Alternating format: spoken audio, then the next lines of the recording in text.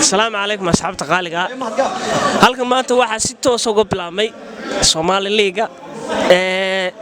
ayaamahan balowday ilaa jimcii hore ka kooskiisa u dhacay halkan waxa fadhiya coachka kooxda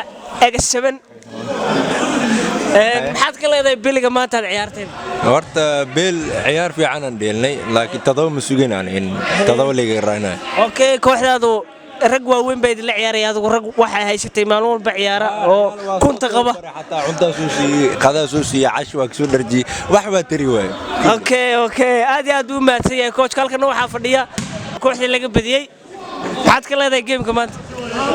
game fiican oo ahaa ma sha Allah nasiibkana diiday ya aniga ata 100 gool oo cunay wax dhan gool badan cuntay tuuyo maaliya cunaynay nasiibkan diid markii iska ciyaartay fiican wadatay waxa ka badiyay rag laba sanaan ciyaarin maxaa ka leedahay arintaas ma waa adigu iska xabroon waa taqaanaa dabrooni wuxuu yahay ya okay maanta maalintaada ma ahayn okay halkaas waraysi noogu dhayahay insha Allah taala fiidiyoga tamayno balan